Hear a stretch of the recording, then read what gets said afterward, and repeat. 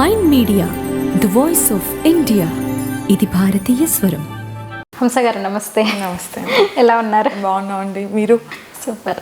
2 years అయింది పాలిటిక్స్లోకి entry ఇచ్చి ఎన్నికల్లో కంటెస్ట్ చేశారు. ఏమనిపిస్తుంది 2 ఏళ్ళ కాలాన్ని సమీక్షించుకుంటే? చాలా బ్రహ్మాండంగా ఉందండి. I'm liking it a lot. అంటే ఎంటర్ అయ్యేటప్పుడు కొంచెం భయంతో ఎంటర్ అయ్యా, నా లాంటి వాళ్ళకి సూట్ అవ్వదేమో ఇది పాలిటిక్స్, మా లాంటి వాళ్ళు కాదని చాలామంది అన్నారు. అంటే కొంచెం ప్రొఫెషనల్లీ ఓరియంటెడ్, కొంచెం కష్టపడి పనిచేసే వాళ్ళు, చాలా షో చేయాల్సి వస్తుంది, చాలా హిపోక్రిటిక్ ఉండాల్సి వస్తుంది అన్నట్టుగా అన్నారు. కానీ so far I'm enjoying it అండి. చాలా it's a real opener for me. నాలో నేను కూడా చాలా కేపబిలిటీస్ టెస్ట్ చేసుకుని చాలా బయటకు వస్తున్నాయి. So I'm it's a great experience. అంటే పాలిటిక్స్ మీకేం కొత్త కాదు, 4th generation. ముత్తాత గారు జనసంఘ్, తాత ఎమ్మెల్యే, ఒకసారి ఎంపీగా కూడా ఒకసారి ఎమ్మెల్యే చేశారు కదా. అంటే మరి ఇప్పుడు అనిపిస్తుందా మీ మనస్తత్వానికి తగ్గట్టు? అంటే మీరు ఇమిడిపోయారా, మోల్డ్ అయ్యారా? న్యాచురల్లీ బాగా మోల్డ్ అయిపోతున్నాను ఫ్రేమ్వర్క్లోకి. హంస అంటే పాల నుంచి నీటిని వేరు చేస్తుందంట. అంటే రాజకీయాల్లో మరి అంటే మంచి ఏది చెడు ఏది అని గ్రహించగలుగుతున్నారైతే అని మేము అనుకుంటే సరిపోదుగా, పక్కన వాళ్ళు చెప్పాలి గ్రహించగలుగుతున్నావా లేదా అని. బట్ ట్రై చేస్తున్నాను చాలా మటుకు. యా. హంస గారు అసలు ఏంటి ఫ్యామిలీ బ్యాక్గ్రౌండ్ ఏంటి? ఫ్రీడమ్ ఫైటర్స్ ఫ్యామిలీ అనుకుంటా కదా. So 4th generation freedom fighters, lawyers family and freedom fighters and political family అండి. మా తాతగారు, ముత్తాతగారు ఇదివరకు జనసంఘ్లో పోటీ చేశారు. వారు బ్రిటిష్ టైంలో మ్యాజిస్ట్రేట్గా చేశారు ముత్తాతగారు. తాతగారేమో అప్పటికి ఇంకా మనకు ఇండిపెండెన్స్ లేదు, వారు చదువుకుంటున్నారు పూణేలో. స్టూడెంట్గా ఉంటే గాంధీ గారు కాల్ ఇచ్చారు, స్టూడెంట్స్ కూడా అందరు వచ్చేసేయండి, ఫ్రీడమ్ మూవ్మెంట్ చేయబోతున్నాము, మనం ఫ్రీడమ్ స్ట్రగుల్ కోసం పోరాడాలి అని గాంధీ గారి పిలుపుతో పూణేలో కాలేజ్ మానుకుని అక్కడ క్లోజ్ చేసుకుని ఊరు వచ్చేసారు. రాకెట్లకి వచ్చేసి రాకెట్లలో ఉండి వారు అక్కడ అందరినీ పోగు చేసుకుని ఫ్రెండ్స్ వాళ్ళందరినీ పోలీస్ స్టేషన్ మీద దాడి చేశారు. పోలీస్ స్టేషన్లన్నిటి మీద దాడి చేసి వాళ్ళ దగ్గర ఉన్న గన్లు, అమ్యునిషన్ అంతా తీసుకెళ్ళి బావిలో పడేశారు అనమాట. చేసినందుకు వాళ్ళని జైలుకి పంపించారు. వారు ఫ్యూ మంత్స్ బళ్ళారి జైల్లో ఉన్నారు. ఇప్పటికీ మా నాన్నమ్మకి పెన్షన్ వస్తుంది, ఫ్రీడమ్ ఫైటర్స్ పెన్షన్. సో తాతగారు ఫ్రీడమ్ ఫైటర్ అండి. దాని తర్వాత వారు లా ఫినిష్ చేసుకుని జడ్జ్ అయ్యారు. జడ్జిగా కూడా వారు న్యాయం, చట్టం మీద కాకుండా ధర్మం మీద ఆర్డర్స్ ఇచ్చేవారంట. చాలా మంది చెప్తారు చట్టంలో లేనివి కూడా ధర్మం బేస్ చేసుకుని ఆర్డర్స్ ఇచ్చేవారు తాతగారు అని. సో తర్వాత వారు రిటైర్ అయిపోయాక ఎమ్మెల్యేగా పోటీ చేశారు జనతా పార్టీ తరఫున పార్లమెంట్కి. అనంతపూర్ 1977లో ఒకసారి పోటీ చేశారు, ఓడిపోయారు. మళ్ళీ 1980లో పోటీ చేశారు, అప్పుడు కూడా ఓడిపోయారు. మూడోసారి 1983లో ఎమ్మెల్యేగా టీడీపీ పార్టీకి, ఎన్టీఆర్ గారి ఆధ్వర్యంలో టీడీపీ పార్టీ తరఫున పోటీ చేశారు, గెలిచారు. ఒక టర్మ్ చేస్తే అప్పటికి సెంట్రల్ ఎలక్షన్స్ వచ్చేసినాయి. రామారావు గారు మీరు రిజైన్ చేసి ఎంపీగా పోటీ చేయండి అంటే తప్పకుండా అని చెప్పి అప్పుడు రిజైన్ చేసి 85లో మళ్ళీ టీడీపీ నుంచి ఎంపీగా పోటీ చేశారు అనంతపూర్ పార్లమెంట్. 85 ఎలక్షన్ గెలిచారండి. 4 years చేశారు ఎంపీగా చేశాక తర్వాత వారు చనిపోయారు రిటైర్ అయ్యి. మా నాన్నగారు సీనియర్ లాయర్ హైకోర్టులో, వారు రాజకీయాల్లోకి రాలేదు, మధ్యలో బ్రేక్ ఇచ్చారు, సీనియర్ డెసిగ్నేట్ హైకోర్టులో. నేను ఇప్పుడు మళ్ళీ రాజకీయాల్లోకి రాను. అంటే మీ తాతగారి ద్వారా తాతను చూసి అంటే ముత్తాత, తాత, నాన్న అంటే మగపిల్లలు లేరా? అన్న తమ్ముళ్ళు వేరే వారసు? మగపిల్లలు, ఆడపిల్లల వేషంలో మగపిల్లలు. ఎంతమంది మీరు? మేమిద్దరం అండి. నేను పెద్ద అమ్మాయి, చెల్లి ఉంది చిన్నది. తను కూడా లా చేసి, తను air and space Lalo specialise చేసింది, చదువుకుంటుంది. ఇన్ఫ్యాక్ట్ LLM చేస్తుంది నెదర్లాండ్స్లో, యూరోప్లో. అంటే అంతకుముందు అంతా చదువుకుని యూఎస్లో కూడా ఉండొచ్చారు. అంటే తేడా ఏం తెలుస్తుంది? అంటే ఒక పొలిటికల్ లైఫ్కి, ఏజ్ కూడా చిన్నదే, మీది చిన్న వయసులోనే రాజకీయాలకు వచ్చారు, అంటే ఏమనిపిస్తుంది? యుఎస్కి ఇక్కడికి తేడా అంటే, నేను యుఎస్లో చేసినంత ప్రొఫెషనల్ వర్క్, చాలా డిసిప్లిన్డ్గా ఉంటారు, చాలా ప్రొఫెషనల్గా ఉంటారు అక్కడ. బట్ ఇక్కడ నేను చేస్తుంది చాలా మటుకు రాజకీయాలు. Profession is a different thing. నేను లిటిగేషన్ చేస్తున్నా, కోర్ట్స్కి వెళ్తాను, మన మనం ఇంకా గ్రూవ్లోకి అడ్జస్ట్ అయిపోతుండాలి ఏంటి అనేది. నెగిటివ్స్ ఉంటాయి, చాలా పాజిటివ్స్ కూడా ఉంటాయి. సో సిస్టమ్ పాలిటిక్స్ ఇస్ నేను ఇండియాలోనే ఫస్ట్ టైం అక్కడ నేను దాంట్లో ఏమీ నేను కాలు పెట్టలేదు కాబట్టి politics is I cannot comment. But definitely professional life అమెరికాలో ఇండియాలో కంపేర్ చేసుకుంటే ఇండియాలో ప్రొఫెషనల్ లైఫ్ అంత డిసిప్లిన్డ్ కానీ అంత ప్రొఫెషనలిజం కానీ చాలా మటుకు మనకు ఎవ్రీడే ఆల్ క్వార్టర్స్ అంటే లో లెవెల్ నుంచి పై లెవెల్ వరకు కనిపించకపోవచ్చు. వారిలాగా మనం అంత డిసిప్లిన్తో మనం కనుక పనిచేస్తే India probably number 1 very soon వరల్డ్లో అట్లా అవకాశాలు ఉంటాయి అన్నమాట. సో అది నాకు మేజర్ డిఫరెన్స్ ప్రొఫెషనల్లీ కనిపించింది. ఓకే, మళ్ళీ రాజకీయంగా వస్తే అనంతపురం చాలా వెనుకబడిన ఏరియా, అంటే ఒక డ్రాట్ ఏరియా అది. అసలు అంటే దేశంలోనే నాకు తెలిసి మొదటి 5 అత్యంత కరువు ప్రభావిత ప్రాంతాల్లో అనంతపురం ఒకటి. అంటే ఎందుకు అనంతపురం మీదనే అంత? అంటే నాకు మా ఫ్యామిలీ అంతా అనంతపురం. నా తిండి నేను తినే ఫుడ్ నాకు ఈ శనక్కాయల పొడి చాలా ఇష్టం. సో ఇది పచ్చి శనక్కాయలు చాలా ఇష్టం. ఎక్కడ రోడ్డు మీద కనిపిస్తే ఆపేసి పచ్చి శనక్కాయలు కొనుక్కుంటుంటా. అంటే వెళ్ళేటప్పుడు ఎస్పెషలీ అనంతపూర్ రోడ్లో నేషనల్ హైవే మీద చాలా దొరుకుతాయి అన్నమాట. పచ్చి శనక్కాయలు, ఉడకపట్టిన శనక్కాయలు అమ్ముతారు. సో న్యాచురల్ ఇన్స్టింక్ట్స్ నా తింటాం, నేను ఉండటం, ఐ ఫీల్ నేను చాలా మటుకు రాయలసీమ అమ్మాయి. అది కాకుండా నా యాన్సెస్ట్రీ, నా ఫ్యామిలీ మొత్తం, మా నాన్నగారు బేసిక్లీ అనంతపూరు, మా అమ్మ వచ్చి చిత్రదుర్గ కర్ణాటకలో. సో నేను పుట్టిందంతా కర్ణాటకలో అమ్మ వాళ్ళ ఊరిలో పుట్టాను, కానీ నేను పెరిగిందంతా హైదరాబాద్లో. కానీ నాకు అనంతపూర్ ఫ్యామిలీ అంతా అనంతపూరు. అంటే మా నాన్నగారు సిస్టర్స్ కానీ మా అత్తగారు ఇంకా ఊర్లో ఉంటారు, రాకెట్ల విలేజ్లో, అనంతపూర్ పార్లమెంట్లోనే అనమాట. అది కూడా ఓరవకొండకు దగ్గరలో. మా నాన్నమ్మ గారు వారితోనే ఉంటారు. మా నాన్నగారి మా తాతగారి బ్రదర్స్కి పిల్లలందరూ కూడా అనంతపూర్లోనే ఉంటారు. ప్రాపర్ అనంతపూర్ టౌన్లో కూడా ఉంటారు చాలామంది. విలేజ్లో అయితే ఇంకా చాలామంది మా తాతగారు ఊరిలో చాలామంది ఉంటారు. సో అలా మేము అలవాటు కూడా వెళ్ళటం. అది కాకుండా పాలిటిక్స్ అనేది ఆలోచించినప్పుడు నేను అంటే చాలా మందికి మేము బీజేపీ వాళ్ళు ఫ్యామిలీ కుటుంబ పాలన అనేది మేము నమ్మము, అది ఇష్టపడం కూడా. బట్ ఈ విషయంలో నాకు గర్వం అవుద్ది. ఎందుకంటే మా తాతగారు ఎంత మంచి చేసి వెళ్ళారు అనంతపూర్ జిల్లా మొత్తానికి, ఎంత సెల్ఫ్లెస్గా ఉన్నారు. ఒక పాలిటీషియన్లా కాకుండా ఆనాటి రాజకీయ నాయకుడిలాగా, అంటే అంత సెల్ఫ్లెస్గా అంత మంచి వ్యక్తిలాగా బతికి ఒక దేవుడిలాగా చాలామంది అనుకుంటారు. ఇప్పటికీ ఆయన పటాలు పెట్టుకుని కొన్ని ఫ్యామిలీస్ పెట్టుకున్నాయి ఆయన ఫొటోస్. అవన్నీ చూస్తే నాకు కూడా ఇట్లాంటి ఫ్యామిలీ నుంచి నేను కూడా వచ్చాను, నేను కూడా ఇట్లాంటి సేవ చేయడానికి వచ్చానని చెప్పుకోవటానికి చాలా గర్వంగా అనిపిస్తుంది అనమాట. సో అలాగా నేను ఫస్ట్ పొలిటికల్ ఎంట్రీ నేను ఆంధ్రప్రదేశ్లో బీజేపీలో పాల్గొంటున్నాను కాబట్టి అనంతపూర్ అంటే నాకు ఇమీడియట్ లైకింగ్తో అలా నేను అనంతపూర్కి వెళ్ళి పోటీ చేయడం జరిగింది. చాలామంది అడిగారు, నక్సలిజము ఇదంతా ఉంటుందండి, మీకు భయం లేదా, రాడికలిజం అంతా ఉంటుంది, ఫ్యాక్షన్ అంత ఉంటుంది అంటే నాకు అది బేసిక్లీ అంటే భయం అనేది లేదండి. చాలా కరేజెస్. నేను చిన్నప్పటి నుంచి అలా ఉన్నా. భయం అంటే ఏంటో తెలీదు. So I don't fear anybody except God. నాకు అదొక ఇష్యూ లాగా, అదొక సబ్జెక్ట్ లాగా అనిపించలేదండి, even to have a discussion or think about it. JC brothers family, ఇటు పరిటాల కుటుంబము, అంత హేమలు అక్కడ రాజకీయం చేశారు జిల్లాలో. అందులో మీరు ఈ వయసులో ఎంటర్ అవ్వడం అనేది నిజంగా ధైర్యమే అని చెప్పారు కదా, ధైర్యస్తురాలని. దేవుడు ఇచ్చిన వరం బేసిక్లీ. అసలు ఏంటి, మీరు ఎన్నికల్లో ప్రచారంలో కూడా చాలా దూకుడుగా వెళ్ళారు. అప్పుడు అంతా ఇక్కడ చూసినా మీ పేరు వినబడింది, కనిపించింది. అంటే ఒక అక్కడ నుంచి అమెరికా నుంచి ఎక్కడి నుంచి వచ్చి సిటీలో పెరిగిన, ఇప్పుడు మీకు అనంతపురంలో పెరగలేదు కానీ రాయలసీమ బిడ్డ అయినప్పటికీ అక్కడైతే పెరగలేదు మీరు. ఆశ్చర్యం, అంటే మిమ్మల్ని చూస్తే అలా దూకుడుగా వెళ్తారని ఎవరు అనుకుని ఉండరు. అంటే నేను వెళ్ళిందే ప్రజల కోసం.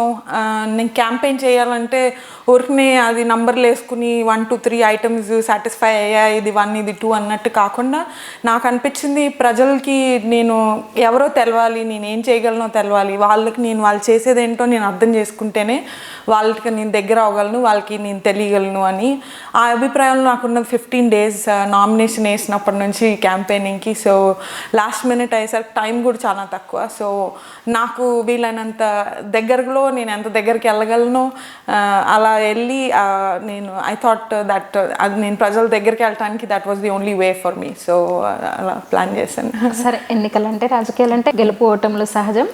ఈ ఓటమి ద్వారా ఏం గ్రహించారు, అంటే ఏమని విశ్లేషించుకుంటారు?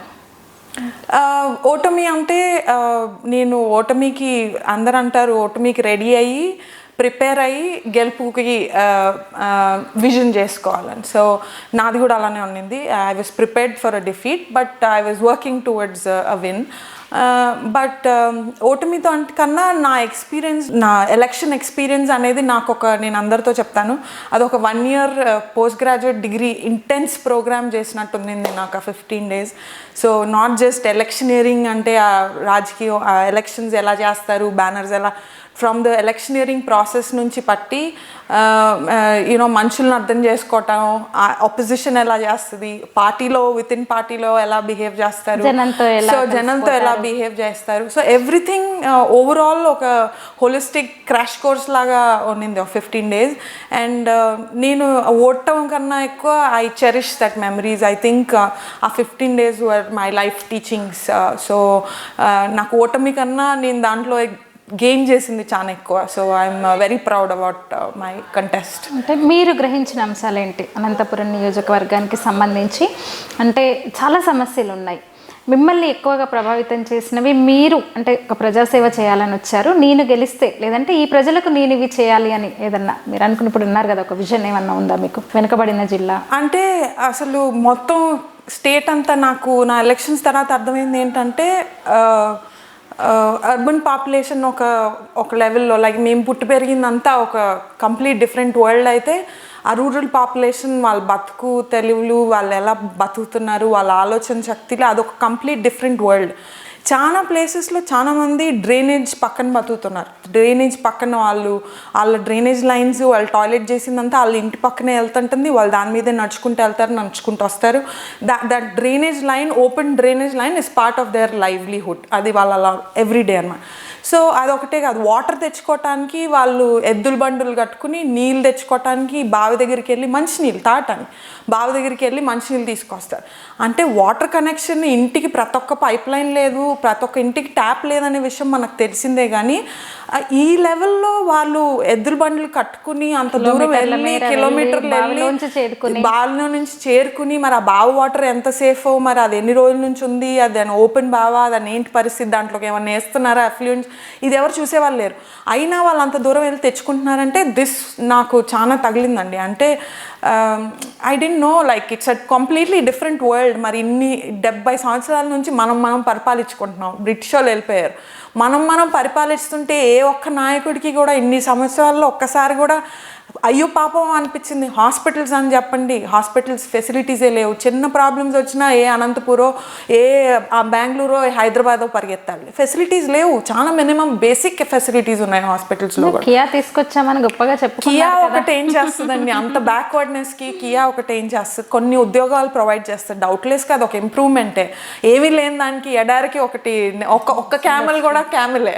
సో అది హెల్ప్ఫుల్లే, కానీ that is not going to really long టర్మ్లో అది అసలు ఏ రకమైన, అంటే దానికి కావాల్సిన నీడు ఒక లెవెల్లో ఉంటే వీళ్ళు ప్రొవైడ్ చేసింది మీకు చాలా కొంచెం. సో అది నాకు చాలా అనిపించింది. అండ్ నాట్ జస్ట్ అనంతపూర్, నేను అనుకోవటం రాయలసీమ అంతా కూడా ఇదే పరిస్థితిలో ఉండొచ్చు. ఈవెన్ స్టేట్ మొత్తంలో విలేజెస్ సైడ్స్లో ఈ rural population, this is probably the story. Anantapuram ఎక్కువ అంటే జియోగ్రఫికల్గా కూడా డిస్ట్రిక్ట్ ఇంకా అంతే, ఇంకా కరువు, వర్షపాతం చాలా తక్కువ ఉన్న జిల్లా కదా. ఇప్పుడు ఓకే, కొంచెం అంటే హంద్రీనివాతో కాస్త అంటే అది కూడా కంప్లీషన్ చేయలేదు, రియల్ బెనిఫిట్ రాలేదు హంద్రీనివాకి. దాని ప్రాజెక్ట్ బెనిఫిట్ ఏంటంటే ప్రతి ఒక్క ఫీల్డ్కి ఒక్కొక్క ఎకరాకి ఇరిగేషన్ ప్రొవైడ్ చేయాలని, కానీ అది చేయలేదు. చాలా మటుకు మనం వెళ్ళి ఆ పైప్ లైన్స్ చూస్తే, నేను మొత్తం పర్యటన చేసేటప్పుడల్లా నేను చూస్తున్నప్పుడు మొత్తం నా కాలువలకి మొత్తం ఇల్లీగల్ పైప్ లైన్స్ వేసుకుని, రైతులు ఎవరికి డబ్బులు ఉంటే కొంచెం శక్తి ఉన్న వాళ్ళు వెళ్ళి వాళ్ళ పైప్ లైన్లు కొనుక్కుని వాళ్ళు వెళ్ళి అక్కడ వేసుకుని దాంట్లోకి ఇల్లీగల్గా సక్ చేసుకుంటారు వాటర్ని. కానీ అది కూడా ఓన్లీ ఉన్న వాళ్ళకే కదా, మరి బీద రైతులకి, చేతకాని వాళ్ళకి, చేసుకోలేని వాళ్ళకి మరి వారి పరిస్థితి కంటిన్యూస్ అనమాట. సో ఈ హంద్రీనివా ఇవి చేస్తున్న వాళ్ళందరూ ఇప్పుడు ఉన్న ప్రభుత్వం కానీ గత ప్రభుత్వం కానీ ఎవరు వాళ్ళు కడుపులు నింపుకోవటానికి సరిపోయింది, కానీ ఎవరు రియల్గా ప్రజలకు చేయాలి, వాళ్ళకి ఏదో మనం మంచి చేయాలనే చేసింది కానీ ఏ ఒక్క ప్రాజెక్ట్లో కూడా కనిపించలేదండి. చెప్పారు ఇవన్నీ కూడా మీ ప్రచారం సందర్భంగా, ఇవన్నీ కూడా జనాల్లోకి తీసుకెళ్లే ప్రయత్నం చేశాము. చాలా మటుకు కనిపించినప్పుడల్లా చేసామని. ఎలా ఉంది రెస్పాన్స్, ఎలా వచ్చింది అప్పుడు ప్రజల నుంచి? ప్రజల్లో అంటే ఎక్కువగా అనంతపురం వచ్చేసరికి, ఇప్పుడు మీ కాన్స్టిట్యున్సీ వచ్చేసరికి గ్రామీణ ప్రాంతాలు ఎక్కువ. అదే నాకు ఆశ్చర్యం వేసింది ఏంటంటే, మా ఊర్లో రాకెట్లా అని, మా ఊర్లో అక్కడ నేను ఫస్ట్ టైం వెళ్ళి ఏంటండి మీరు ఇట్లా మోడీ గారు మీకు తెలుసా అని ఒక ముసలాయనకి, అంటే ఆయన 70 సంవత్సరాలు ఉండొచ్చు, ఆయన చూపించి బొమ్మ చూపించి ఇంత తెలుసా అంటే ఆయన తెలియదు అన్నాడు. అని ఎంత ఆశ్చర్యం వేసిందంటే, మొత్తం ప్రపంచంలో మన దేశంలో కూడా మోడీ గారు ఎవరికి తెలియని వాళ్ళు కూడా ఉంటారా అనిపించింది. అంటే అంత రూరల్గా బతుకుతున్నారు. మీ ఇంట్లో నా ఇమీడియట్ క్వశ్చన్, మీ ఇంట్లో టీవీ లేదండి అని అడిగాను. లేదండి, పిల్లలు చదువుకుంటున్నారు, తెచ్చుకోలేదండి. అంటే ముసలాళ్ళు ఇద్దరు ఉన్నారు, వాళ్ళ కోసం అవసరం లేదనుకున్నారో మరి, పిల్లలు చదువుకుంటున్నారని పెట్టలేదో మరి, ఏంటో రీజన్ అర్థం కాలేదు. బట్ వారి ఇంట్లో టీవీ లేదు. ఆ ముసలాయన ఇమీడియట్ రియాక్షన్ నాకు తెలియదు అన్నాడు ఆయన. సో నాకు కొంచెం ఆశ్చర్యంగా అనిపించింది అనమాట. మోడీ గారు అంటే అంత బ్యాక్వర్డ్గా ఉంటున్నారు, వారికి ఏ రకమైన యాక్సెస్ లేదు. ప్లస్ మోడీ గారు కూడా రూరల్ పాపులేషన్ చాలా స్కీమ్స్ తీసుకొచ్చారు, చాలా బెనిఫిట్ చేస్తున్నారు. ఈ టాయిలెట్స్ కానివ్వండి, మా మహిళలకు ఈ గ్యాస్ పైప్ లైన్స్ కానివ్వండి, గ్యాస్ కనెక్షన్స్, ఇవన్నీ చేస్తున్నప్పటికీ కూడా ఈ లోకల్ గవర్నమెంట్స్ అనేవి ఏది వెళ్ళనివ్వట్లేదు ప్రజల దగ్గరికి. ఎందుకంటే వాళ్ళు ఎక్కడ వెళ్ళిపోతే వైఎస్ఆర్సీపీకి వేసే ఓటు బీజేపీకి వేసేస్తారనే భయం.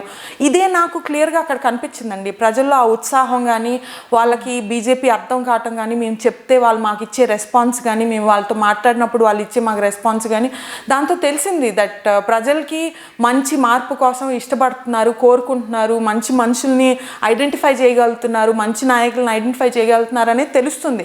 కానీ మాకు టైం కూడా చాలా తక్కువ కదండి. మాకున్న 15 days. మేము కొంచెం ముందే ప్లాన్ చేసుకుని, బీజేపీ కూడా ఆ స్టేట్లో ఉండాల్సిన స్థాయిలో లేదు, దాన్ని కూడా కొంచెం బలోపేతం చేసిన అవకాశం ఉండుంటే గెలుపు అవకాశాలు కూడా చాలా హై ఉండేవి మాకు ఆంధ్రలో కూడా. ఇప్పుడు ఎలా ఉంది అప్పటికి ఇప్పటికి? ఇప్పుడు నెక్స్ట్ తిరుపతి బై ఎలక్షన్ కూడా ఉంది. అంటే ఇప్పుడు దాదాపు 1.5 year కదా. అంటే మార్పు ఇంకా మీకు అప్పుడే తెలుస్తుంది, చెప్తే వింటున్నారన్నారు. ఈ 1.5 yearగా ఇంకేమన్నా మార్పు? చాలా మటుకు మార్పు వస్తుంది, అవగాహనలు పెరుగుతున్నాయి ప్రజల్లో కూడా. మోడీ గారు కూడా వారు చేస్తున్న బెనిఫిట్, వారు బయట చేస్తున్న బెనిఫిట్ కూడా చాలా మట్టుకు వెళ్తుంది ప్రజల్లోకి.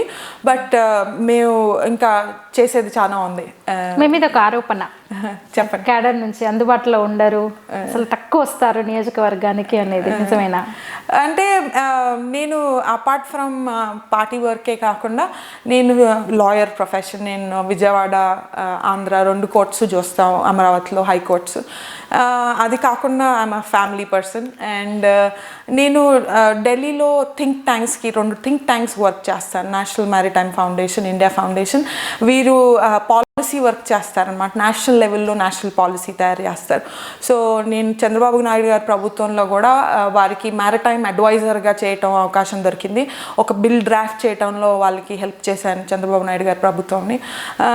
అంటే అప్పటికి నేను పొలిటికల్ ఎంట్రీ లేదనమాట. తర్వాత నేను సెంట్రల్ గవర్నమెంట్కి కూడా బిల్స్ డ్రాఫ్ట్ చేస్తూ అసిస్ట్ చేస్తుంటాను. పేపర్స్, ఆర్టికల్స్ రాస్తాను, అంటే అకాడమిక్ పేపర్స్ రాస్తాను పాలసీ గురించి, మ్యారిటైమ్ పాలసీ గురించి అట్లా. సో నాకు చేతి నిండా పని ఉందన్నమాట. సో నాకు ఎక్కడైనా ఊరికి నేను వెళ్ళి తిరగాలి అంటే నాకు అది ఎందుకో కుదరని పని, అది ఇష్టంగా ఉంది. సో ఏదన్నా ఎవరైనా నా మనుషులు ఎవరైనా నాకు ఫోన్ చేసి ఏదైనా పని ఉంది అంటే, ఏదైనా చిన్న పని అయినా కూడా నేను అందుబాటులో ఉన్నాను ప్రతిరోజు ఎప్పుడు. కానీ ఊరికి నేను వెళ్ళటం, అలా కనిపించడం అనేది అలా వెళ్ళటం కుదరట్లేదు. బికాజ్ నేను వేరే రకంగా కూడా దేశ సేవే, దీంట్లో వచ్చేది చాలా తక్కువ. నేను చాలా అంటే I do it as a favour for the nation అనమాట, సేవలాగా. అట్లా అభిప్రాయాలు ఎవరైనా నా మనుషులు, నా ప్రజలు అనంతపురం నుంచి ఎవరైనా అట్లాంటి అభిప్రాయాలు పెట్టుకుంటుంటే నేను క్షమించమని కోరుతున్నాను. ఎందుకంటే అట్లాంటి ఆలోచన లేదు, దూరం అవ్వాలని లేదు. మీకోసమనే అక్కడి నుంచి వచ్చాను, ఇక్కడికి వచ్చి హైదరాబాద్ వదిలేసి అనంతపురం వచ్చి పోటీ చేశాను. కాబట్టి నాకు ఎప్పటికీ ఏదో ఒకటి చేయాలని ఉంటుంది. కానీ నేను ఆల్రెడీ దేశ సేవ కోసమే నేషనల్ లెవెల్లో బిల్స్ డ్రాఫ్ట్ చేయటం కానీ, పాలసీ వర్క్ కానీ రకరకాలు చేస్తూ ఉంటాను. కాబట్టి చేతులు ఎప్పుడు ఫుల్గా ఉంటాయి. ఇందాక అన్నారు మ్యారిటైమ్లా అసలు ఏంటి అంటే, ఏమన్నా యుఎస్లో కోర్స్ ఉంటుందా, ఏమన్నా సిలబస్ ఉంటుందా దానికోసం ప్రత్యేకంగా? సిలబస్ ఇండియాలో కూడా అట్లా సపరేట్గా చూస్తారా? మెరైన్ కేసెస్ అలా ఉందా? అంటే ఉంది. అది basically different field all together. లాలో కూడా చాలా స్పెషలైజ్డ్ ఫీల్డ్. అంటే మామూలుగా మనం సివిల్ లా, క్రిమినల్ లా అనేది ఒకటే అలవాటు, కానీ మ్యారైన్ లా అనేది సెపరేట్ జ్యూరిస్డిక్షన్.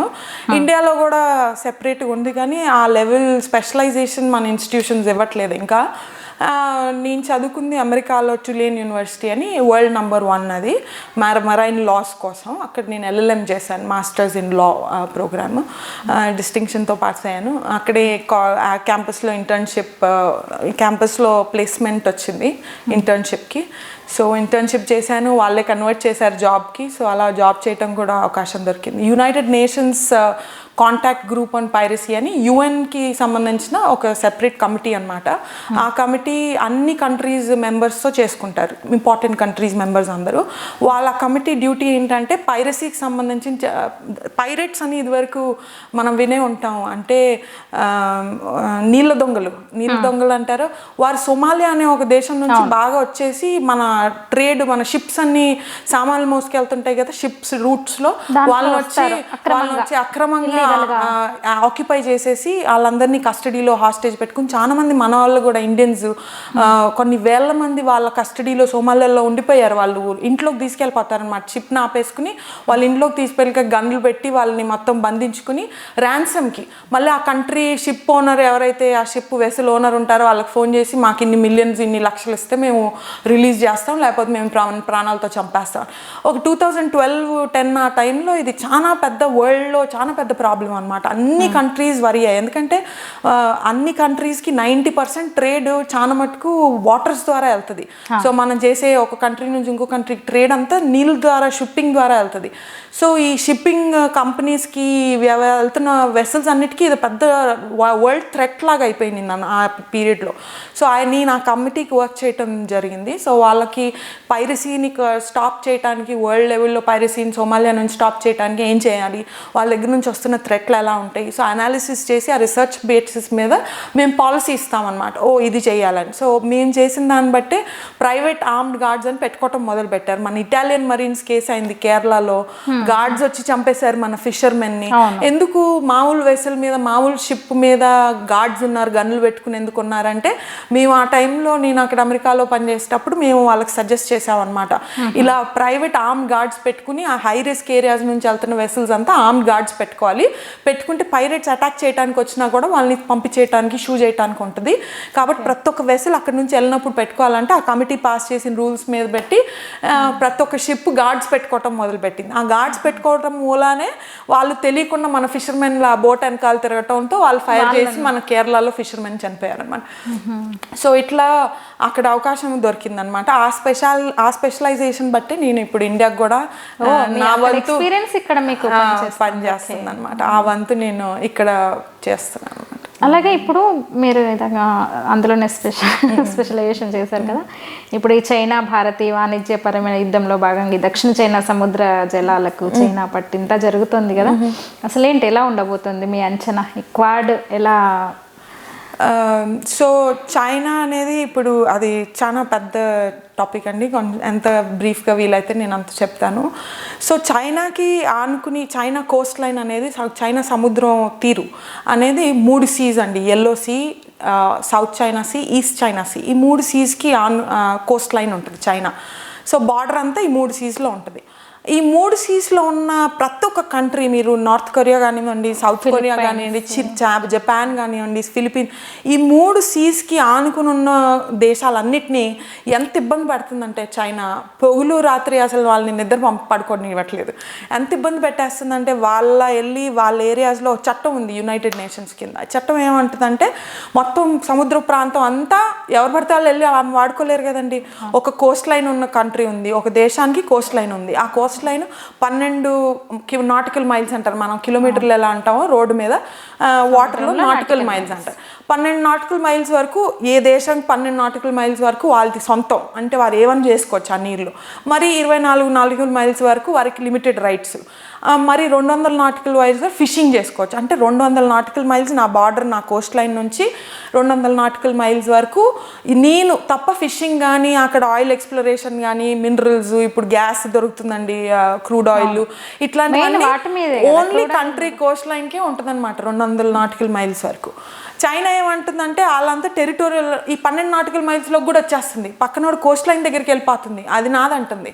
సో చైనా ఇప్పుడు అన్ని దేశాలని ఇబ్బంది పెట్టేస్తుంది. సౌత్ చైనా సీలో ఏం చేస్తుందంటే 90% మొత్తం సౌత్ చైనా సీ ఒక ఇన్ని వేల కిలోమీటర్లు అనుకుంటే 90% ఏరియా అంతా నాదంటుంది. అది సొంతంగా అది లైన్ గీసుకుని ఈ 9 లైన్, ఈ లైన్ లోపల ఉన్నంత నాది, దీనిలో దొరికే మినరల్స్ అన్నీ నావి, ఈ భూమి ఈ మొత్తం ఏరియా అంతా నాది, నేనేం చేస్తే అక్కడ చేసుకోవాలి. కానీ మనకు తెలియదు ఏంటంటే సౌత్ చైనా సీ నుంచి 1/3 షిప్పింగ్ అంటే వరల్డ్ షిప్పింగ్లో 1/3 షిప్పింగ్ సౌత్ చైనా సీ నుంచి వెళ్తుందండి. ఆ అన్ని షిప్స్ అక్కడ నుంచి పాస్ అవుతాయి. చైనా కనుక 90% నాది అని అది రేపు పొద్దున అంటే దాని ఇంటెన్షన్స్ ఏంటి, అది మొత్తం దాని ల్యాండ్ టెరిటరీ లాగా ఎవరైనా వెళ్ళటానికి పర్మిషన్ తీసుకోవాలనేది ఇప్పటి వరకు అనలేదు. బట్ దాని ఇంటెన్షన్స్ ఏంటి అనేది కూడా క్లియర్గా చెప్పలేదు. ఏం చేయబోతుంది, అది ల్యాండ్ సొంతంగా తందంటే ఏంటి, దాని అర్థం ఏంటనేది క్లియర్గా చెప్పలేదు. చేస్తుంది. సో అంత మొత్తం వరల్డ్ అందరికీ థ్రెట్ అయిపోయింది. సో ఇప్పుడు ఏమైంది, అమెరికా అక్కడికి వచ్చి వాళ్ళ నేవీ వెసల్స్ తీసుకొచ్చి అమెరికా సౌత్ చైనా సీలో పెట్టింది. ఆస్ట్రేలియా తెచ్చి తన నేవీ వెసల్స్ మొత్తం సౌత్ చైనా సీలో, ఎందుకంటే మిగతా షిప్స్ ఎవరైతే ట్రేడ్ వెసల్స్ ఉంటాయో, ఈ షిప్స్ ఈ పదార్థాలు క్యారీ చేసే ట్రేడ్ క్యారీ చేసే వాళ్ళని ఈజీగా వెళ్ళనివ్వటానికి సౌత్ చైనా సీలో చైనాను వదిలేస్తే వాళ్ళని ఆపేస్తుందేమో రేపు పొద్దున్న. అప్పుడు ఎంత ట్రేడ్ నష్టం, ఎకానమీస్ పడిపోతాయి. ఎందుకంటే చాలా ఎకానమీస్ చిన్న కంట్రీస్లో ఎస్పెషలీ ట్రేడ్ డిపెండెంట్ ఉంటాయి. ఇవి ఎకానమీస్ అంతా ట్రేడ్, వాళ్ళ ఎక్స్పోర్ట్ ఇంపోర్ట్ బేసిస్ మీద ఎకానమీస్ నడుస్తాయి ఆ డబ్బుల మీదే. సో అట్లాంటి కంట్రీస్ మొత్తం షాటర్ అయిపోతాయి. ఇండియానే సపోజ్ మనం కొన్ని రోజులు మనకు ట్రేడ్ ఆగిపోతే మనకి ఇక్కడ ఎకానమీ చాలా ఎఫెక్ట్ అవుతుంది, చైనాకి ఎఫెక్ట్ అవుతుంది. So it's a big economic aspect అనమాట ఈ షిప్పింగ్, ఫ్రీ షిప్పింగ్ అనేది. చైనా దాన్ని థ్రెట్ ఇప్పుడు వరల్డ్ వార్ లాగా ఇదివరకు లాగా మనం బాంబులు వేసుకొని ఒకరికొకరు గల్లులో పెంచుకునే వార్ ఉండదండి. ఇప్పుడంతా సైబర్ వార్స్ అంటున్నారు, ఇప్పుడంతా స్పేస్ వార్స్ అంటున్నారు, స్పేస్ మిషన్స్ అంటున్నారు. అట్లానే ఈ వాటర్ వాళ్ళు జస్ట్ చైనా కనుక ఆ షిప్పింగ్ రూట్ కనుక ఆపేస్తే మొత్తం అన్ని కంట్రీస్కి దెబ్బ కొట్టినట్టు ఉంటుంది చైనా. సో ఆ గ్రిప్ తెచ్చుకోవటానికని వాటర్ని మీడియంగా చేసుకుని చైనా చాలా అగ్రెసివ్గా ప్రొసీడ్ అవుతుంది. ఇదంతా స్టాప్ చేయడానికి ఇప్పుడు 4 కంట్రీస్ ఏవైతే డెమోక్రసీస్ ఉన్నాయో ఈ డెమోక్రటిక్ కంట్రీస్ ఇంటర్నేషనల్లీ అన్ని కంట్రీస్ దగ్గర రావడానికి ట్రై చేస్తున్నారు. ఏంటి చేయాలి అంటే ఇప్పుడు క్వాడ్ అనేది ఇనిషియేటివ్ స్టార్ట్ చేశారు, క్వాడ్రిలాటరల్ సెక్యూరిటీ డైలాగ్. అది బేసిక్లీ జస్ట్ ఇన్ఫార్మల్ గ్రూపింగ్, దానికి ఏవి సెపరేట్ సెక్రటేరియట్ కానీ ఇట్లాంటివి ఫార్మలైజ్ చేయలేదు. ఇన్ఫార్మల్ గ్రూపింగ్ దీన్ని సైడ్ ఎక్సర్సైజ్ లాగా మిలిటరీ ఎక్సర్సైజెస్ చేసుకుంటున్నాయి. ఇదివరకు క్వాడ్ మలబార్ ఎక్సర్సైజ్ అని మిలిటరీ ఎక్సర్సైజ్ చేసేవారు. మామూలుగా బైలాటరల్గా చేసుకుంటారు, 2 కంట్రీస్ చేసుకుంటే ట్రైలాటరల్ మిలిటరీ ఎక్సర్సైజెస్ చేస్తారు. ఫస్ట్ టైం ఈ మలబార్ ఎక్సర్సైజ్ అనేది క్వాడ్కి సైడ్ ఒక ఎక్సర్సైజ్ క్వాడ్తో పాటుగా మలబార్ ఎక్సర్సైజెస్ అని స్టార్ట్ చేసుకున్నారు. ఆ ఎక్సర్సైజెస్ లాస్ట్ 10 yearsగా జరుగుతూనే ఉన్నాయి. ఈసారి first time Japan, Australia, India, America కలిసి చేసుకున్నాయి 4 కంట్రీస్.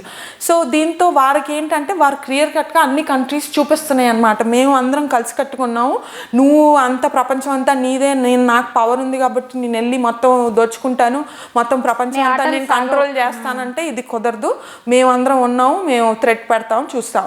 మిగతా కంట్రీస్ ఈ సౌత్ ఏషియన్ కంట్రీస్ అన్నీ ఉన్నాయి కదా, ఇవి కూడా చాలా ఇంట్రెస్ట్ ఉన్నాయి వీటన్నిటికీ కూడా.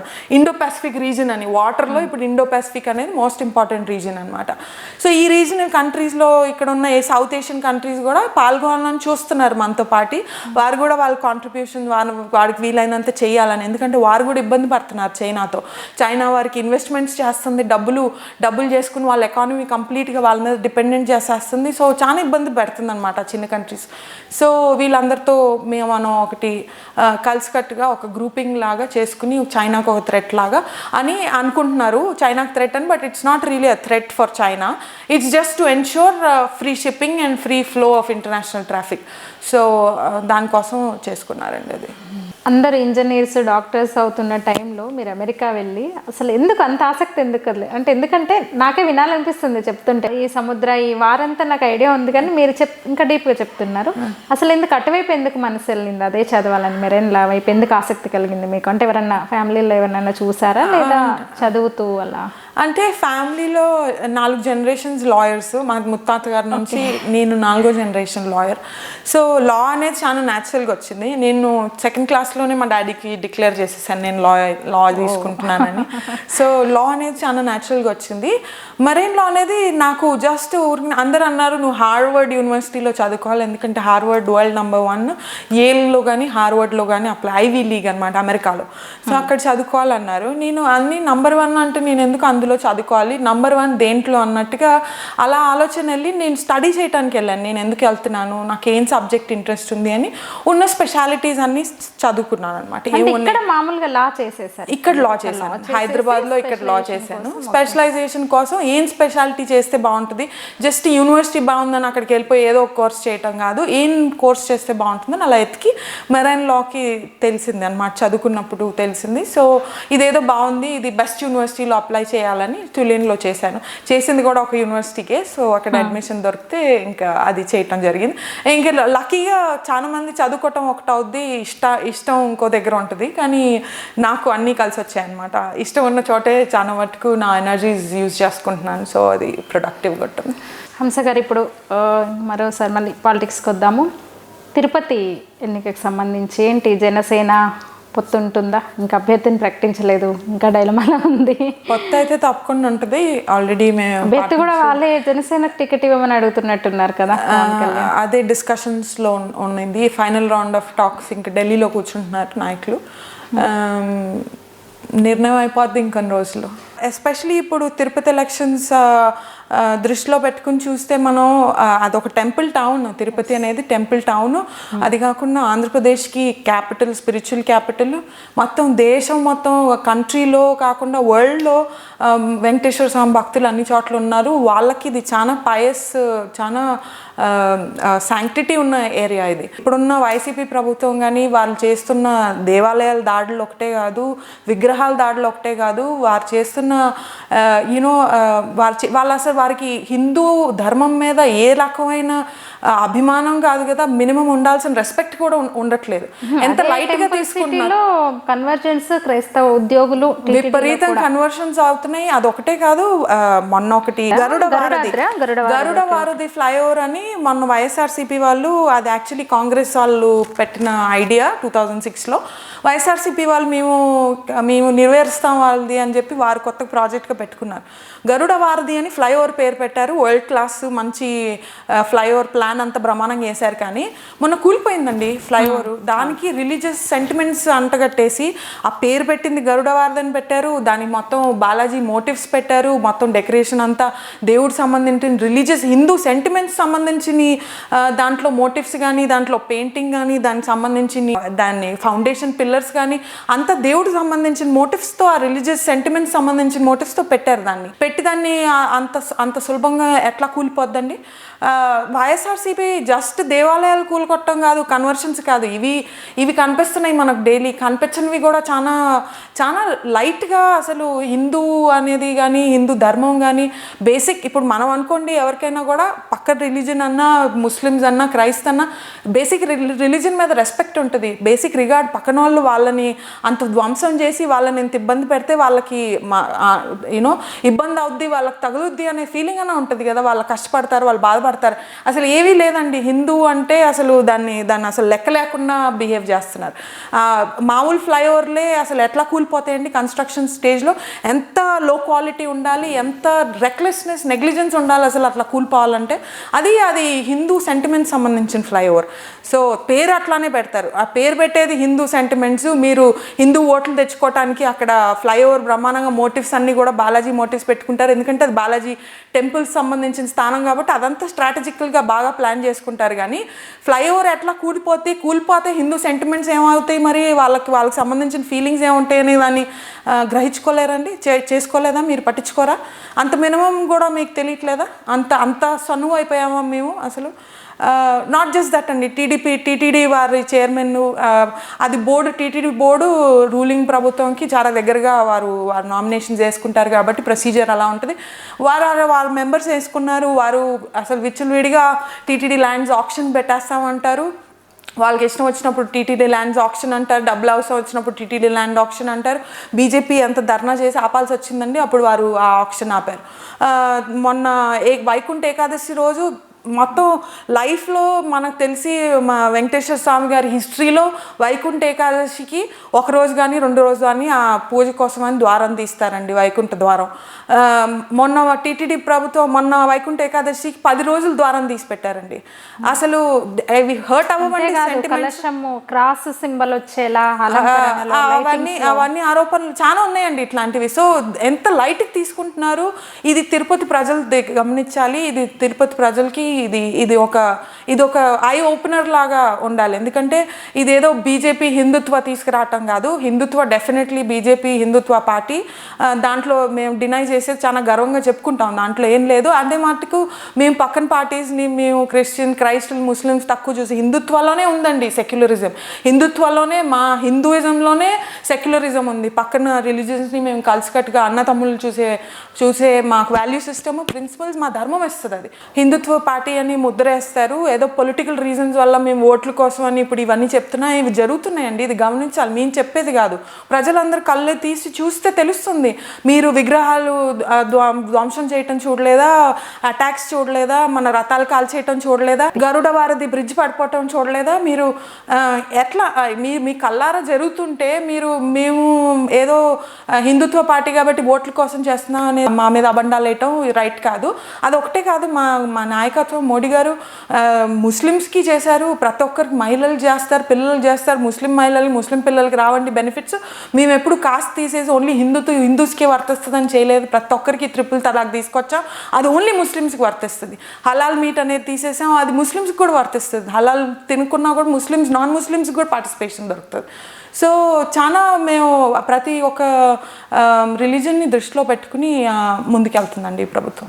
అంటే తిరుపతి ఎన్నికలకు సంబంధించి వరకు మీ పాత్ర ఎలా ఉండబోతుంది? అంటే వెళ్తారా ప్రచారానికి? పార్టీ మీకు ఏం బాధ్యత ఇస్తే మేము చేయటానికి ఉన్నామండి, ఏ బాధ్యత ఇస్తే అది తీసుకుంటాం. అలాగే భారతీయ జనతా పార్టీని విమర్శించే స్థితి వచ్చేసరికి విపక్షాలు, అంటే అక్కడ ఉన్న అధికార పార్టీ, మీ ప్రత్యర్థి పార్టీలు చెబుతున్నది రాజధాని విషయం, అమరావతి విషయంలో. దాని గురించి ఏం చెప్తారు? అంటే కేవలం బీజేపీనే దోషిగా చూపుతూ అటు అధికార పార్టీ కానివ్వండి, అక్కడున్న ప్రధాన ప్రతిపక్షం టీడీపీ కానివ్వండి, ప్రత్యేక హోదాని 2 పార్టీలు మా మీద బండాలు వేశారండి. చంద్రబాబు నాయుడు గారు వారు చేసుకోవాల్సింది వారు అభివృద్ధి కార్యక్రమాలు చూపించకుండా, ప్రజలకి వారు ఏం చేశారు, మంచి చేశారు, ఏం చేయబోతున్నారు చూపించకుండా ఎలక్షన్స్ టైంకి ప్రత్యేక హోదా అని పట్టుకున్నారు, మా మీద విమర్శలు వేశారు, వారిది పట్టింది. ఇప్పుడు వైఎస్ఆర్సీపీ గారు ఇప్పుడు వారికి జగన్ గారికి అర్థమైపోయిన పరిస్థితి ఏంటంటే he is not bothered about ప్రత్యేక హోదా. కానీ ఇద్దరు ఒక టైంలో మా మీద అబండాలు వేసింది ప్రత్యేక హోదా. ఇప్పుడు క్యాపిటల్ కూడా మేము ఏం చేసింది లేదండి. మాకు ఆనాటి వచ్చి చీఫ్ మినిస్టర్ సార్ మేము ఇలా వస్తున్నాం, మేము ఇక్కడ క్యాపిటల్ పెట్టుకోవాలనుకుంటున్నాం, మాకు ఇది సాకారంగా ఉంది, ఎవ్రీథింగ్ రిసోర్సెస్ అవైలబుల్గా ఉన్నాయి, ఈ ప్లేస్ మాకు సూటబుల్గా ఉంది, మేము రిసర్చ్ అంతా చేసాం, మా కమిటీలు అన్నీ పాస్ చేసుకున్నాయి, ఇది మా క్యాపిటల్ సిటీ, మీరు రండి, మీరు వచ్చి మీరు ఇది చేసి వెళ్ళండి అంటే మేము వచ్చి వారికి we participated in their opening and went away. అదొకటి చేసామని చెప్పి మేము నానా మాటలు అనేసి మమ్మల్ని క్యాపిటల్ సిటీ మేము అబండాలు వేసి ఇప్పుడు మేమే దానికి బాధ్యులుగా వాళ్ళు చేసుకున్నారు, వీళ్ళు చేసుకున్నారు. టీడీపీలో దోచుకునే వాళ్ళు దోచుకుని వెళ్ళిపోయారండి. ఇప్పుడు వైఎస్ఆర్సీపీ వాళ్ళు కొత్తగా పెట్టుకుని వారేదో దోచుకోవాలని ట్రై చేస్తున్నారు. ఈ ఇద్దరి మధ్యలో మీ ఇద్దరు గొడవల్లో ఇప్పుడు మమ్మల్ని మధ్యలో తీసుకొచ్చి మమ్మల్ని దోషుల్లా చూపించడం అనేది ప్రజలకి వెరీ ఈజీగా అర్థమైపోద్ది ఇది ఏంటి అనేది. బీజేపీకి ఏ రకమైన దాంట్లో సే లేదు. ఇదివరకు వారి ప్రభుత్వం వారు డిసైడ్ చేసుకున్నారు, ఇప్పుడు ప్రభుత్వం వీరు డిసైడ్ చేసుకున్నారు. దోషులు మేము ఎట్లా అవుతామండి మధ్యలో? మాకేం సంబంధం ఉంది అంతా. అలాగే మీ ముత్తాతగారు రాజకీయం చేశారు, తాతగారు రాజకీయం చేశారు, మీరు యుఎస్లో ఉండొచ్చారు, ఢిల్లీ కేంద్రంగా కూడా పనిచేస్తున్నారు. ఇక్కడి రాజకీయాలకు స్థానికంగా రాజకీయం, ఎందుకంటే డబ్బే ప్రధానమైన పరిస్థితి ముఖ్యంగా తెలుగు రాష్ట్రాల్లో అందరికీ తెలుసు ఆ విషయం. అంటే ఈ డబ్బు ఇన్ఫ్లుయెన్స్ అనేది రాజకీయంలో ఓన్లీ సౌత్లో ఎంత ఉంటుందండి. నార్త్లో అయితే స్టేట్ ఎలక్షన్స్ జరిగిపోతాయి. మనం ఒక ఎంపీ సీట్ పోటీ చేసే మనం పెట్టే ఖర్చులో మొత్తం స్టేట్ ఎలక్షన్స్ కంప్లీట్ అవుతాయి. డబ్బు ఇన్ఫ్లుయెన్స్ అనేది చాలా మటుకు ఉంది. ఎందుకంటే మన ప్రజలకి మనం అది అలవాటు చేసాం, మంచో చెడుకో మనం వాళ్ళకి అది అలవాటు చేసాం, మన సిస్టమ్ అలా ఉంది. సో ఆ సిస్టమిక్ ఫెయిల్యూర్, ఆ సిస్టమిక్ మానిటరీ ఇన్ఫ్లుయెన్స్ అనేది మనం తగ్గించుకోవాలి. అది ఒక పార్టీ చేయాల్సిన బాధ్యత ఒక్క పార్టీ షోల్డర్ మీద వేసుకోవటం కాదు, ప్రతి ఒక్క పార్టీకి ఇది ఒక బర్డెన్. ఎందుకంటే ఎవరైనా విజనరీ లీడర్స్ ఉన్నారు, రేపు తరాల గురించి ఆలోచించే వాళ్ళు ఎవరైనా ఉంటే వైఎస్ఆర్సీపీలో కానీ, టీడీపీలో కానీ, బీజేపీలో కానీ, కాంగ్రెస్, ఏ పొలిటికల్ పార్టీ వాళ్ళైనా కూడా రేపు వచ్చే తరం గురించి ఆలోచించే కెపాసిటీస్ ఉంటే వాళ్ళు చేయాల్సిన ఫస్ట్ థింగ్ ఇది ఏంటి, డబ్బులు ఇన్ఫ్లుయెన్స్ తగ్గించాలి. ప్రజలకు కూడా ఫ్రీగా కూర్చొని డబ్బులు తింటాం, మా ఓటు కోసం డబ్బులు కొనటానికి కాదండి వాళ్ళకి ఇచ్చింది. కాన్స్టిట్యూషన్ మన బిఆర్ అంబేద్కర్ గారు కాన్స్టిట్యూషనల్ మేకర్స్ ప్రజలకు ఎందుకు ఆ రైట్స్ ఇచ్చారు అంటే వారి ప్రభుత్వాన్ని వారికి కావాల్సినట్టుగా వారు మంచి కోసం నడిపించే కెపాసిటీ ఉండాలి కాబట్టి వారికి ఓటింగ్ రైట్ ఇచ్చారు. అదే వారు డబ్బుతో కొనుక్కోవటానికైతే ఆ డెమోక్రసీ అన్నారండి, అది అసలు డెమోక్రసీ ఉండటం కూడా వేస్ట్ ఆ లెక్కన. సో ఇది మనం ఫస్ట్ మన ప్రజల్ని మనం అలా చెడగొట్టడం, మన ప్రజల్ని అలా తప్పు సిస్టంలోకి, తప్పు ఫ్రేమ్వర్క్లో పెట్టడం అనేది బాధ్యతగా పొలిటికల్ లీడర్స్ ఒక ఎజెండా లాగా తీసుకుని దాన్ని తగ్గించాలి. కానీ ఇప్పుడున్న నాయకత్వంలో ఎలా ఉందంటే, ఇప్పుడు మేము కూడా డబ్బులు సంపాదించుకుంటాం, రేపు మా పిల్లలకి, మా మొత్తం పిల్లలకి కూడా డబ్బులు రాజకీయాల్లో పోటీ చేసి సీటు గెలవటానికి డబ్బులు సరిపడా సంపాదించి పెడతాం అనే పరిస్థితిలో ఉన్నారు ఇప్పుడున్న నాయకులు. అది మన దురదృష్టం, మన కలియుగం అంటారా, మన దురదృష్టం అంటారో తెలియదు, కానీ ఇప్పుడున్న నాయకత్వం అట్లా ఉంది. నా వరకు వస్తే though I would hate it అండి, I don't want to spend single penny to buy votes from anybody, but the system is like that. So మేము కూడా ఏమీ చేయకుండా పక్కన కూర్చుని ఏం చేయలేం కదండి, we have to be a part of the system. So definitely డబ్బులు is an influential aspect, especially in Andhra Pradesh and Telangana అండి, ఇంకా సౌత్ స్టేట్స్ అనొచ్చు చాలా మటుకు. నార్త్లో అయితే అసలు డబ్బులు ఆస్పెక్టే కాదండి, ఒక చిన్న ఆటో డ్రైవర్ కూడా ఎంపీ అయిపోతారు, ఒక చిన్న రిక్షా పుల్లర్ కూడా, మోడీ గారే ఉన్నారు కదండి, టీ అమ్ముకుని ప్రైమ్ మినిస్టర్ అయ్యారు. సో నార్త్లో ఇట్లాంటి ప్రాబ్లం లేదు. ఇది సౌత్ ప్రాబ్లము. సౌత్ లీడర్షిప్ అది ఒక ఎజెండాలా పెట్టుకుని మార్చాలి, ప్రజల్లో కూడా అభిప్రాయాలు మార్చాలి, ఇలా ఉండకూడదు. మార్పుకు బీజేపీ శ్రీకారం చుట్టుతుందా? చుడుతుంది. ఎందుకంటే బీజేపీకి కూడా as a policy, party policy వాళ్ళకి డబ్బు అనే కాన్సెప్ట్ ఉండదు. వాళ్ళ క్వాలిటీ ఐడెంటిఫై చేస్తారు. ఈ సిస్టమిక్, ఈ కాస్ట్ సిస్టమ్స్ ఇవన్నీ వాళ్ళకి పట్టవండి, వారికి దే డిస్కరేజ్ ఇట్, వారి పాలసీస్లో ఉండవు. సో బీజేపీయే ఒక ముందడుగు వేసే అవకాశాలు కూడా మా లాంటి లీడర్స్తో చాలా మట్టుకుంటుందండి. అలాగే తక్కువ కాలమైంది మీరు పాలిటిక్స్కి వచ్చి, ఒక కంటెస్టెంట్గా, అంటే అనంతపురం జిల్లాలో గ్రూప్ పాలిటిక్స్ కానివ్వండి, మేము ఇది వస్తున్న విమర్శ అంటే ఇవే, ఇంకా అందుబాటులో ఉండరు, క్యాడర్కి అందుబాటులో ఉండరు, క్యాడర్ని కలుపుకెళ్ళరు, అసలు కాన్స్టిట్యున్సీకే రారు, ఇలాంటి ఆరోపణలు వచ్చినప్పుడు అనిపిస్తుందా ఎందుకు వచ్చిన ఇది హాయిగా? అసలు ఉండదండి, రాజకీయాలు అంటేనే ఆరోపణలు. సో ఆరోపణలు లేకపోతే రాజకీయాలు ఎందుకంటారండి దాన్ని? సో నువ్వు అంత సీతమ్మ దేవి అయినా కూడా ఆరోపణలు తప్పవండి. So I'm prepared for that and they challenge me also. ఆరోపణలు వేసినప్పుడే కిక్ ఎక్కుతుందండి, ఎవరైనా అనగొట్టినప్పుడే కిక్ ఎక్కుతుంది. నా పర్సనాలిటీ అట్లాంటిది. సో ఎంత ఎక్కువ అనగొట్టినప్పుడు, ఎంత ఎక్కువ ఆరోపణలు వస్తే, అది ఆరోపణలు కూడా కానీ ఆరోపణలు ఏం చేయలేదు, బికాజ్ నేను వేరే పనిలో బిజీగా ఉండి, దేశ సేవలోనే బిజీగా ఉండి వెళ్ళలేకపోయాను. సో ఆరోపణలు డు నాట్ థ్రెటన్ మీ. హంసకు ఢిల్లీ నేషనల్ పాలిటిక్స్లో, అంటే ఢిల్లీ లెవెల్లో యాక్టివ్ అవ్వాలని ఏమన్నా ఉందా? అట్లేం లేదండి. నేను చేసిన చదువు, నేను చేస్తున్న కాంట్రిబ్యూషన్స్ ఢిల్లీ లెవెల్లో, నేషనల్ లెవెల్లో, ఇంటర్నేషనల్ లెవెల్లో నా స్టడీ ఉంది కాబట్టి international relations, maritime relations, countries సంబంధించిన నేను ఎక్స్పర్టీస్ ఉంది కాబట్టి నేను ఆ లెవెల్లో చాలా పని చేస్తుంటాను. సో క్లోజ్గా ఆ సర్కిల్స్లో మూవ్ అవుతుంటాను. నాకు పని కూడా ఆ లెవెల్లో వస్తుంది, ఎందుకంటే నా స్పెషాలిటీ అది కాబట్టి. సో అది ఢిల్లీ అని కాదు, అల్టిమేట్లీ నాకు కావాల్సింది అల్టిమేట్లీ ప్రజలు ఉండేది ఇక్కడే కాబట్టి నేను అక్కడికి వెళ్ళినా జస్ట్ పని కోసమే, కానీ everything that I work for, I do for is people. So I cannot ఇక్కడ మానుకోలేనండి, ఇది బేసిస్. ఇంకోటి, అనంతపురం వచ్చేసరికి వలసలు ఎక్కువ, వెనుకబాటుతనం, పేదరికం వల్లే వలసలు ఎక్కువ. అక్కడ మహిళలు కూడా చాలా సమస్యలు ఎదుర్కొంటున్నారు. దుబాయ్ లాంటి కంట్రీస్కి వెళ్ళి ఇబ్బంది పడుతున్న మహిళలు కూడా ఉన్నారు. అమ్మకాలు కూడా జరిగాయి, విమెన్ ట్రాఫికింగ్. అవి మీ దృష్టికి వచ్చాయా? ఏం చేస్తున్నారు ఒక లాయర్గా కూడా మీరు? కదిరిలో ఎక్కువ జరిగినాయి అని విన్నాను ఇట్లాంటివి. ఈ మధ్య కాలంలో చాలా తగ్గినాయి అని తెలిసింది. అంటే నేను పోటీ చేసే టైంకి కూడా చాలా తగ్గినాయి. బట్ దీనికన్నా ముందు చాలా హెవీగా ఉండేదండి ట్రాఫికింగ్. ఉమెన్ అమ్మాయిల్ని తీసుకెళ్ళటం సౌదీ అరేబియాకి, ఈ ముస్లిం ఏరియాస్ తీసుకెళ్ళి వారిని ఫ్లెష్ ట్రేడ్కి వాడుకోవటం అనేది చాలా జరిగిందని వెనుకడికి వచ్చింది. బట్ నాకు తెలిసి నా దృష్టిలో జరిగినట్టు నాకు తెలియదు. అలాగే చేనేత కార్మికులు కూడా ఎక్కువ కదా, అటు హిందూపూర్తో పాటు అనంతపురం దీని పరిధిలో కూడా చాలా ఇబ్బందులు ఉన్నాయి. వాటి మీద ఏమన్నా మీరు అంటే చేనేత కార్యక్రమం అదే వారి కోసమని కొన్ని ఇండస్ట్రీస్ పెట్టారు, చేనేత ఇండస్ట్రీస్ అని, కాటేజ్ ఇండస్ట్రీస్ అని కొన్ని స్మాల్ ప్రాజెక్ట్స్ పెట్టారు. బట్ నేను గమనించలేదండి ఎక్కువ. I'm not two keen on that. అలాగే అనంతపురంలో రైతులు ముఖ్యంగా ఇందాక చెనక్కాయలు కూడా గుర్తు చేసుకున్నారు. నాకు తెలిసి ఉమ్మడి ఆంధ్రప్రదేశ్లో వేరుశెనగ ఎక్కువగా పండించే జిల్లా కూడా అనంతపురం. అవును. రైతుల ఇబ్బందులు ఈ నేపథ్యంలో ఇప్పుడు కేంద్రం రైతు చట్టాలు తీసుకొచ్చింది. నిన్న రీసెంట్గా చూసాం మనం రైతుల అంటే ఇలా మీరు జిల్లా రైతులకు ఏమన్నా అవగాహన కల్పించేలా చేస్తున్నారా? రైతు చట్టాల పట్ల అవగాహన కల్పిస్తున్నారా మీరు? మీ కేడర్ అసలు ఏమంటారు? జిల్లాలో రైతులు ఎక్కువగా ఉన్న ప్రాంతం అనంతపురం. రైతులకి ఆ 3 చట్టాలు ఏవైతే మోడీ ప్రభుత్వం తీసుకొచ్చారో అది చాలా బ్రహ్మాండమైన చట్టం. రైతులకి ఓన్లీ బెనిఫిటే ఉంది, దాంట్లో ఏ రకమైన ఇబ్బంది కానీ ఏ రకమైన నష్టం కానీ లేదు. ఇప్పుడు ఎట్లా ఉంటుందంటే సింపుల్ వర్డ్స్లో చెప్పాలంటే ఆ MSP, minimum support price, market yards, ఇవి వచ్చిన ఆరోపణలన్నీ వింటాం కాదు. సింపుల్ వర్డ్స్లో చెప్పాలంటే ప్రభుత్వం చెప్తుంది, ఇప్పుడు మీకు చిన్న గొడుసు ఉంటే ఆ గొడుసు కాదు, మేము కూలగొట్టి మీకు ఒక పెద్ద బిల్డింగ్ కట్టిస్తాం అంటుంది. రైతులు అంటున్నారు. ఇప్పుడు పంజాబ్ రైతులు ఎందుకు వాళ్ళు ఆందోళన చేస్తున్నారు అనేది అది సెపరేట్ కంప్లీట్లీ డిఫరెంట్ స్టోరీ. రైతులే కాదు, అక్కడ రైతు ముసుగులో